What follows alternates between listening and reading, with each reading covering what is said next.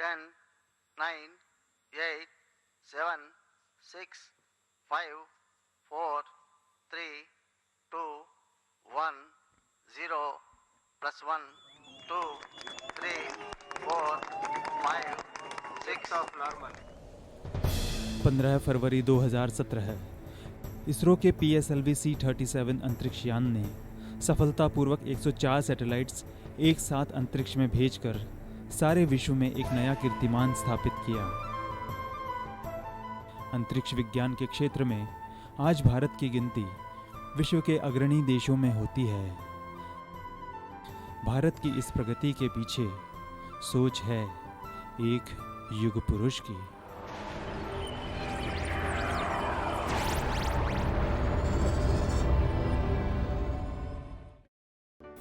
(1947) में जब देश आज़ाद हुआ तब गरीबी, बेरोजगारी और भुखमरी का चारों तरफ साम्राज्य था। डॉक्टर साराभाई को यह पता था कि विज्ञान और तकनीकी के विकास के बिना देश का विकास संभव नहीं है। वे भारत को विज्ञान के क्षेत्र में आत्मनिर्भर बनाना चाहते थे।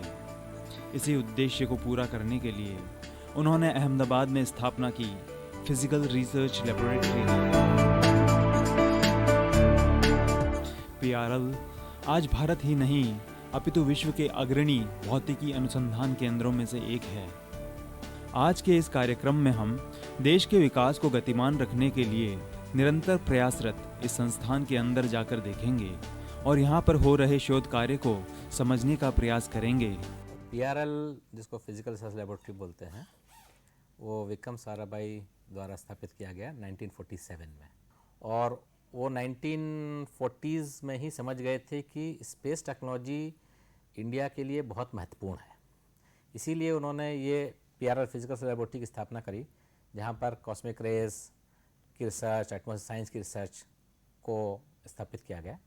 और उसी दौरान उन्होंने ये भी सोचा कि हमको स्पेस टेक्नोलॉजी को यूटिलाइज़ करने के लिए रॉकेट टेक्नोलॉजी का भी बहुत बड़ा योगदान होने वाला है। उसी के साथ साथ उन्होंने तुम्बा में रॉकेटरी से रिलेटेड वर्क की भी शुरुआत करी, और वो रॉकेटरी 1963 में पहला रॉकेट लॉन्च तुम्बा से किया गया। It is not accidental that on the soil of India, the great space powers, the United States, the USSR and France, are collaborating with us at the equatorial range near Tumba. And even the United Nations sponsorship of this range is not merely a matter of form, but constitutes an umbrella under which, regardless of political differences, nations can collaborate in the peaceful uses of outer space. सुदूर अंतरिक्ष में जगमगाते हुए तारों के अंदर क्या रहस्य छिपा है? क्या वहाँ कोई रहता है या फिर वो एक दृष्टि भ्रम मात्र है? फिजिकल रिसर्च लेबोरेटरी में हम 7 विभिन्न एरियाज़ में डोमिनेटली काम कर रहे हैं, स्टार्टिंग विद एस्ट्रोनॉमी एस्ट्रोफिजिक्स, जिसमें कि हम दूर जो एस्ट्रोनॉमिकल और सेलेस्टियल ऑब्जेक्ट्स हैं, जैसे स्टार्स हैं, गैलेक्सीज़ हैं, न्यूट्रॉन स्टार्स हैं, उसके बारे में अध्ययन करते हैं। और उसके लिए हमारा माउंट आबू में एक स्पेशल टेलीस्कोप है, 1.2 मीटर टेलीस्कोप, उसका यूटिलाइज करते हैं। इस तरह के प्रश्न कई सदियों से मानव मन को उद्विग्न किए हुए हैं। इन प्रश्नों का जवाब हमारे वैज्ञानिक इन प्रयोगशालाओं में ढूंढ रहे हैं। अभी हाल ही में PRL के वैज्ञानिकों ने एक एक्सोप्लैनेट की खोज की है। We have discovered a sub-Saturn planet around a sun-like star, which completes a year in 19.5 days, and it's about 27 Earth mass with a radius of about 6 Earth radii. So this is almost twice the size of Neptune and 1/3 the size of Saturn. So it can be called a sub-Saturn or a super Neptune. If we find a star is wobbling, that means there is a planet around it, and see the amplitude of the wobble gives us the mass of the planet, the period of the wobble gives us the period of the planet that is going around it, and as well as the distance between the planet and the star. And finding such planets this close to stars help us to understand how planets are formed. Bharat के साइंटिस्टों द्वारा पहला exoplanet की खोज की गई है और ये इससे इंटरनेशनल कम्युनिटी में भारत के जो कंट्रीब्यूशन है, साइंटिफिक कंट्रीब्यूशंस, उसको बहुत बड़ा बढ़ावा मिला है। और चंद्रयान-1 मिशन तो बहुत ही प्रसिद्ध मिशन है क्योंकि उसने चंद्रमा पर पानी की खोज की, तो that is a major discovery which the whole world is claiming about. अब Indian space research organisation Chandrayaan 2 mission को चांद पर भेजने की तैयारी में है। चंद्रयान 2 के कई पेलोड्स PRL में तैयार किए जा रहे हैं। Chandrayaan 2 will have three systems. One is the orbiting spacecraft, and the second one is the lander, and third one is the rover. This instrument is called the alpha particle X-ray spectrometer instrument. This will be flown in Chandrayaan 2 rover to understand the in situ elemental composition of the moon. और हम लोग का उद्देश्य है कि हम लोग high latitudes और हाई और you can say near the poles, moon's के पोल्स के पास जाकर उतरें और वहाँ के बारे में जानकारी प्राप्त करें जो कि अभी तक उपलब्ध नहीं है।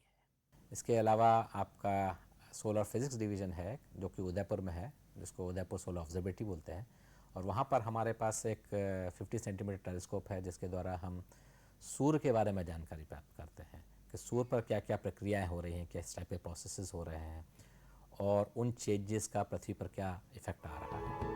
आदित्य L1 मिशन सूर्य को और गहराई से समझने के लिए भेजा जाएगा। PRL is proposing one payload that is called the ASPEX, Aditya Solar Wind Particle Experiment, that is called the ASPEX. And in the ASPEX we have two subsystems, SWISS and the STEPS. यह mission पृथ्वी और सूर्य के बीच L1 orbit में स्थापित किया जाएगा, which is about 15 lakhs kilometer away from the earth towards the sun side. So when the solar flare comes, this particular instrument identifies and it can predict in advance. Carbon 14 carbon का एक ऐसा radio active isotope है जो निरंतर eliminate होता रहता है, जिसे PRL में एक्सेलरेटर मास स्पेक्ट्रोमीटर नाम की इस अत्याधुनिक मशीन द्वारा किया जाता है। एक्सेलरेटर मास स्पेक्ट्रोमेट्री से कॉस्मोजेनिक रेडियो न्यूक्लियाइड्स जैसे कार्बन 14, बेरिलियम 10, एल्यूमिनियम 26, इनका मेजरमेंट किए जा सकते हैं। रेडियो कार्बन टेक्निक एक सबसे महत्वपूर्ण समय निर्धारण की तकनीक है जो कि बहुत ही पुराने समय से चल रही है। क्लाइमेट चेंज अगर आप जानना चाहते हैं पास्ट में, तो आपको समय निर्धारण करना पड़ेगा किस समय किस तरह से क्लाइमेट बदला, तो वो एक क्लाइमेट डेटिंग का वो उसका समय निर्धारण भी रेडियो कार्बन डेटिंग के द्वारा किया जा सकता है। ग्लेशियर्स के कब कैसे वो पीछे जा रहे हैं, कैसे पिघल रहे हैं, उसके बारे में पता लगाया जा सकता है। किसी जीवाश्म के प्राप्त होने पर यह पता लगाया जाता है कि उसमें कितना कार्बन 14 एलिमिनेट हो चुका है और इससे उसकी उम्र का अंदाज़ा लगाया जाता है। यह किसी भी वस्तु के उम्र निर्धारण की एक उत्तम तकनीक है। सबसे बड़ी एक परेशानी रही है कि अभी तक रेडियो कार्बन डेटिंग की कोई तकनीक नहीं है। तकनीक थी लेकिन वो बहुत ही पुराने तरह की। ये advance technique accelerator mass spectrometry, जिसमें बहुत ही कम सैंपल में बहुत जल्दी आप कार्बन 14 डेटिंग कर सकते हैं। तो रेडियो कार्बन टेक्निक के द्वारा आप कई इन पुराने आर्कियोलॉजिकल साइट्स की डेट कर सकते हैं और भारत की हिस्ट्री को हम दोबारा लिख सकते हैं। इस प्रयोगशाला का नाम है simulation for planetary exploration, which is simulations and instrumentation for planetary explorations. So at PRL, actually in this laboratory we do different kinds of activities. The first one is to develop instruments for present and future planetary exploration of Moon, Mars and Venus. जिन प्रयोगों को अंतरिक्ष में जाकर नहीं किया जा सकता उसे यहाँ पृथ्वी पर ही अंतरिक्ष जैसा माहौल तैयार करके किया जाता है। This is a planetary environment simulation. So this is an indigenously developed chamber at PRL where we can simulate the temperature and pressures of that of the moon and 10 centimeters of the lunar surface. We can simulate such 10 centimeters to 30 centimeters of the lunar soil stratigraphy and create an environment. Experimental simulations, whatever inputs we get, we incorporate into the mathematical modeling. and such kind of experiments and facilities are also used for properly planning future experiments. पृथ्वी पर समय समय पर उल्कापिंड गिरते रहते हैं। ये उल्कापिंड अंतरिक्ष की उत्पत्ति और उम्र के विषय में कई अनसुलझे रहस्य सुलझाने में मदद करते हैं। पीआरएल में दुनिया भर से मिले उल्कापिंडों पर व्यापक अनुसंधान किया जा रहा है। जो लैब्स में जो मीटेराइट्स आते हैं उसका अध्ययन करते हैं और उसके द्वारा ये पता करते हैं कि उनकी संरचना क्या है, वो कैसे बने हैं और कहाँ से आए होंगे। जैसे कि कुछ मेट्रॉइड्स हमारे मंगल से भी आए हुए हमको पता लगे हैं। डिफरेंट टाइप ऑफ मेट्रॉइड्स हैं। जो मेट्रॉइड्स से हम लोग छोटे से ग्रेन्स निकालते हैं जो एकदम पहले बने होते हैं, फर्स्ट फॉर्मिंग सॉलिड्स बोलते हैं, इसको बोलते हैं कैल्शियम एल्यूमिनियम इंक्लूजन्स। ये रीजन जो है बेसिकली सैंपल इंसर्ट करने के लिए है, तो एक प्राइमरी बीम आके हिट करता है और फिर इसमें से जो ऊपर वाले सतह है इसमें से जो आयंस निकलते हैं उसको हम मैग्नेट के थ्रू जाने देते हैं, जिससे सेपरेशन होता है, आइसोटोप सेपरेशन होता है और हम लोग आइसोटोप्स मेजर करते हैं। आइसोटोप्स इसलिए इम्पॉर्टेंट होते हैं क्योंकि ये फिंगरप्रिंट की तरह है। जैसे हम हर ह्यूमन बीइंग को एक फिंगरप्रिंट डिफरेंट होता है, वैसे ही हर आइसोटोप्स का फिंगरप्रिंटिंग डिफरेंट होता है, जिससे हमको पता चलता है कि ये आइसोटोप्स कब और कैसे चेंज हुआ। तो ये हम लोगों को इम्पॉर्टेंट इन्फॉर्मेशन देता है कि कब और कैसे सोलर सिस्टम बना। यह संचार अर्थात कम्युनिकेशन का युग है, पर समय के साथ कम्युनिकेशन जितना आसान हुआ है उतना ही जोखिम भरा भी है। पीआरएल की इस अत्याधुनिक ऑप्टिक्स प्रयोगशाला में लेज़र के प्रयोग से एक ऐसे सिक्योर कम्युनिकेशन की टेक्निक पर कार्य किया जा रहा है जिसे हैक करना असंभव होगा। टेलीकम्युनिकेशन, दूरसंचार में हम मैसेज भेजते हैं एक जगह से दूसरी जगह, इंफॉर्मेशन भेजते हैं, उसको कोई भी हैक कर सकता है। और उसको हैकिंग रोकने के लिए हमारे पास कोई फुल प्रूफ तरीका नहीं है, कोई फिजिक्स का सिद्धांत नहीं है जो उसको रोक सके। लेकिन अगर हम क्वांटम स्टेट, जो सिंगल फोटॉन सोर्स है या इंटेंगल्ड फोटॉन सोर्स है, वो क्वांटम सोर्स है, सो हम क्वांटम स्टेट के थ्रू अपना इंफॉर्मेशन भेजते हैं। ये बनाने का उद्देश्य यही है कि जब हम क्वांटम स्टेट के थ्रू अपना इंफॉर्मेशन भेजते हैं तो उसको कोई हैक नहीं कर सकता। अगर कोई हैक करेगा तो हमको तुरंत पता चल जाएगा। जिसमें एक फोटोन जाता है नॉनलीनियर क्रिस्टल के थ्रू, जिसमें वो दो हिस्सा में डिवाइड होता है एनर्जी कंजर्वेशन के मुताबिक। एक को हम बोलते हैं कि signal, another one is called idler. तो इस टाइप का दो जो फोटोन है, एक फोटोन का प्रॉपर्टी हमें पता होता है तो दूसरा फोटोन का प्रॉपर्टी हम इमीडिएटली जान लेते हैं। इसको कहते हैं कि एंटेंगलमेंट। तो इस वाला एंटेंगलमेंट से क्या फ़ायदा होता है कि आप कम्युनिकेशन करें, तो इस वाला एंटेंगल फोटोन होता है बहुत सिक्योर्ड होता है, सिक्योर्ड कम्युनिकेशन होता है। अभी जितने सारे कम्युनिकेशन में फ्रॉड होता है वो वाला क्वांटम कम्युनिकेशन के द्वारा हम रिड्यूस कर सकते हैं और एलिमिनेट कर सकते हैं। मार्स की कक्षा में पहली बार किसी कंट्री द्वारा पहले ही अटेम्प्ट में एक ऑर्बिटर को स्थापित करना, वो इंडिया ने करके दिखाया कि India became the first country in the world to have the successful insertion of a Mars orbiter mission around the Mars. भविष्य के मंगल मिशन के पेलूड्स भी यहाँ तैयार किए जा रहे हैं। Basically, the Mars planet has atmospheric profile of the neutral particles as well as the ions, etc. So the technique is called as a radio occultation experiment, in which a RF signal or microwave signal is transmitted from the satellite, and it is bent when it is passing through the atmosphere of the Mars. And we receive this band signal on the Earth station at Bailulu or other Earth stations. Now this signal, when we receive on the Earth, there is a bending angle. So from the received signal we retrieve this bending angle, and then there are retrieval algorithms using which we can find out the atmospheric profile like pressure, temperature, the density, ion density, etc. All these profiles we can retrieve. This is the only experiment which can give the whole profile from like 30 km to almost like 200 km altitude. यह ब्रह्मांड कब अस्तित्व में आया? क्या इसका कोई आदि और अंत है? इन सवालों का जवाब खोजने के लिए पीआरएल में कई तरह के अध्ययन हो रहे हैं। धरती या फिर कोई भी एक्स्ट्राटेरेस्ट्रियल मटेरियल कहीं से भी कुछ भी हो, उनके सेडिमेंट्स कहाँ से आते हैं, उनको अगर फिंगरप्रिंट करना है, वो एवोल्यूशन देखना है, तो हमें आइसोटोपिक रेशियोज और elemental ratios, different geochemical compositions हमें मेजर करना पड़ता है। LAHR-ICP-MS हमें वहाँ पे बहुत ज़्यादा हेल्प करता है, मिनरल या कोई भी मटेरियल को डिस्ट्रॉय ना करके उसका जियोकेमिकल कॉम्पोजिशन जानना। जब भी कोई आयनाइजिंग रेडिएशन, लाइक आपने पढ़ा होगा अल्फा बीटा गामा रेडिएशंस जो होते हैं, वो जब किसी भी आर्टिफिशियल मटेरियल या किसी भी मटेरियल पे गिरती हैं तो वो क्या करती है, आयनाइजेशन करती हैं, और उसकी वजह से जो उनकी एनर्जी है उसका एक छोटा सा पार्ट इन मटेरियल में कैद हो जाता है। अब जब हम इन मटेरियल्स को गर्म करते हैं या फिर लाइट दिखाते हैं तो क्या होता है, जो एनर्जी ट्रैप है वो निकल जाती है, और वो किस फॉर्म में निकलती है, वो लाइट की फॉर्म में निकलती है। उसका जो लाइट का फॉर्म है वो बहुत ही कम होता है, ठीक है। तो इस वजह से क्या है कि हमें लगभग अंधेरे वाली कंडीशंस में काम करना पड़ता है ताकि उस बहुत ही कम लाइट सिग्नल को हम लूज ना करें, उसको मेजर कर पाए। अब इसका एडवांटेज क्या है, देखिए इसका इस लैब ने काफी ज्यादा काम किया है डेटिंग में, ल्यूमिनेसेंस डेटिंग में। डेटिंग का मतलब क्या है, डेटिंग को मैं अगर आसान शब्दों में समझाऊं, एक बीकर है, हमें पता है कि इसमें एक वॉल्यूम ऑफ वाटर भरा हुआ है, पानी भरा हुआ है, और मुझे पता है कि drop by drop volume rate पता है कि किस रेट से इसमें पानी भर रहा है, तो मैं पता कर सकता हूं कि ये कितने टाइम में ये पानी इतना हुआ है। कैसे, सिंपल उसके वॉल्यूम को वॉल्यूम रेट से डिवाइड कर दीजिए, बस यही सिंपल फिनोमिना हम ल्यूमिनेसेंस डेटिंग में भी है।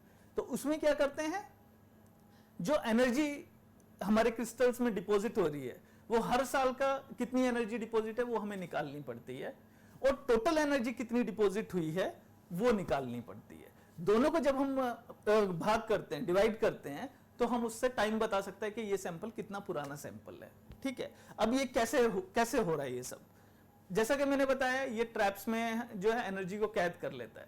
अब जब ये मैं नेचर से सैंपल लाऊंगा, उसको हीट करूंगा थोड़ा सा, या उसको लाइट से स्टिमुलेट करूंगा, तो वो सैंपल अपनी लाइट छोड़ेगा।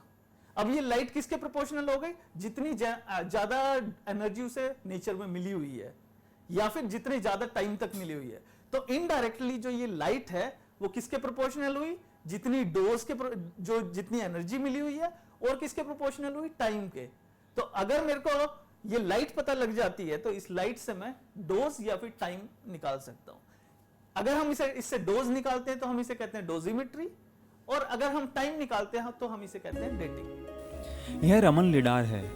इसमें एक लेजर बीम को वायुमंडल में प्रक्षेपित किया जाता है और पुनः लौटकर आने वाले विकिरण का अध्ययन किया जाता है।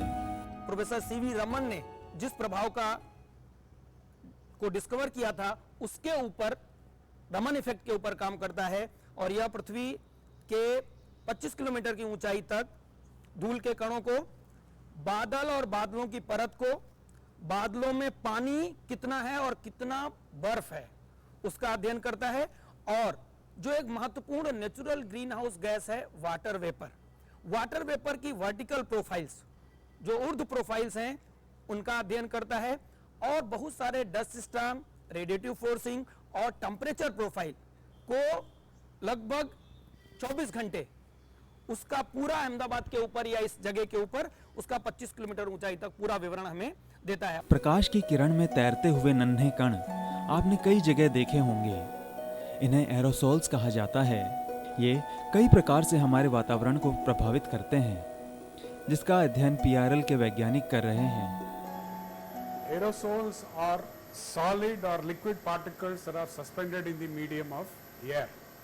They are produced by natural sources such as desert dust and sea spray from the ocean, and by man-made activities which include burning of fossil fuels such as industrial and vehicular emissions, and also from the domestic usage of biofuel and biowood. Actually aerosol अगर आप देखेंगे तो 1 centimetre cube अगर आप parcel लेंगे तो उसमें हजारों कण होते हैं एरोसॉल के। The types of particles in the atmosphere they vary. They range from sulfate, nitrate to black carbon to organic carbon, sea salt, mineral dust, etc. One of the examples is how the black carbon that is produced by man-made activities such as incomplete combustion of fossil fuels that are used in vehicles and in biomass burning, how these are produced and how they vary as a function of size and how they are mixed in the atmosphere is one of the key areas of study. जैसे कि ये instrument हमारे पीछे जो दिखाई पड़ रहा है, यह है EC-OC एनालाइजर, जिसमें ऑर्गेनिक कार्बन और एलिमेंटल कार्बन हम लोग मेजर करते हैं। ये एलिमेंटल कार्बन आपको बताएगा कि एरोसॉल में कितना ब्लैक कार्बन का कंटेंट है, और उसके हिसाब से लोग पता कर सकते हैं कि ये जो है पृथ्वी को कितना गर्म करेगा। इसी तरीके से अगर यहाँ पे सल्फेट एरोसॉल है या वाटर सॉल्युबल एरोसॉल है, तो वो पृथ्वी के जो वातावरण है उसको ठंडा करते हैं। यहाँ पे PRL में हम लोग जो है एरोसॉल कहाँ से आते हैं, उनके भौतिक रासायनिक गुण क्या हैं, उनके मुख्य सोर्सेज क्या हैं, वो जब वहाँ से जहाँ से भी चले वहाँ से और जब तक एटमॉस्फेयर से निकले, इसके बीच में उनके गुणों में क्या परिवर्तन आया, इन गुणों में परिवर्तन आने का क्या प्रभाव हो सकता है हमारे वापस ये अर्थ रेडिएशन बजट पे या हाइड्रोलॉजिकल साइकिल पे। PRL में जिस तरह के अत्याधुनिक प्रयोग व अनुसंधान हो रहे हैं, उसमें हाई लेवल कंप्यूटिंग की आवश्यकता होती है। विक्रम 100 नाम का यह सुपर कंप्यूटर PRL की समस्त गतिविधियों की बैकबोन की तरह काम करता है। High and performance computing system, जो एक कंप्यूटिंग पावर जिसको हम बोलते हैं मेमोरी और CPU, इनको एक इकट्ठा करके एक पूरा एक कंट्रोल सिस्टम बनाया जाता है। उसकी मदद से साइंटिफिक एंड इंजीनियरिंग कम्युनिटी जो लोग हैं, वो अपने कॉम्प्लेक्स प्रॉब्लम्स को बहुत एफिशिएंटली इसको यूज़ करके सॉल्व करते हैं। इस सिस्टम में 2300 के करीब कंप्यूटिंग कोर है, 1,55,000 के आसपास GPU कोर है, 25 टेराबाइट्स की मेमोरी है और 300 टेराबाइट्स का स्टोरेज कैपेसिटी है। इसको यूज़ करके हमारे साइंटिफिक और इंजीनियरिंग जो लोग हैं, मेंबर्स हैं, उसको यहाँ यूज़ करके अपने कॉम्प्लेक्स प्रॉब्लम को सॉल्व कर सकते हैं। क्लाइमेट चेंज आज दुनिया के लिए एक बहुत बड़ी चुनौती है। इस प्रयोगशाला में बहुत बारीकी से क्लाइमेट चेंज को समझा जा रहा है। और इस लैब के अंदर पास्ट और प्रेजेंट क्लाइमेट से रिलेटेड जितनी भी एक्टिविटीज़ हुई हैं उसके बारे में हम स्टडी करते हैं। पास्ट क्लाइमेट में कैसे वेरिएशन हुआ है, पहले किस तरीके से रेनफॉल और टेम्परेचर में डिफरेंसेस आए हैं, और वो आने वाले समय में कैसे बदल सकते हैं, इस चीज़ को हम यहाँ पे स्टडी करते हैं। और उसके लिए हम ये जो इंस्ट्रूमेंट आप देख रहे हैं यहाँ पे, ये मास स्पेक्ट्रोमीटर रखा है, इसका यूज़ करते हैं। और इसके अंदर हम कई तरह के सैंपल्स, जैसे कि वाटर, जब चाहे वो समुद्र का पानी हो या वो रेन वाटर हो या फिर वो नदियों का पानी हो, उनको हम लेते हैं, उनकी स्टडी करते हैं और कैसे नदियों का बहाव हुआ, इन चीज़ों के बारे में, या किस तरीके से रेनफॉल हुआ उसके बारे में बताते हैं। सो साराभाई जी का मेन मोटिवेशन था स्पेस टेक्नोलॉजी से रिलेटेड कि हम लोग स्पेस टेक्नोलॉजी को सोसाइटल बेनिफिट्स के लिए लेके आए। डॉक्टर विक्रम साराभाई का ये सपना था कि भारत का अपने बलबूते पर विकास हो और उसका लाभ प्रत्येक नागरिक तक पहुँचे। You know, India has 500,000 villages, and if we want to really create the counter forces to urbanization, which everybody agrees has its own great problems, if we want to see that some of our best people continue and can have a meaningful, qualitatively rich experience, even if they are in villages, then we can use these new techniques to bridge that information gap, that contact with the wider sphere in the world. आज भारत विज्ञान और अंतरिक्ष अनुसंधान के क्षेत्र में दुनिया के साथ कदम से कदम मिलाकर चल रहा है। डॉक्टर साराभाई ने जो सपना देखा था वह आज सच होता दिखाई दे रहा है।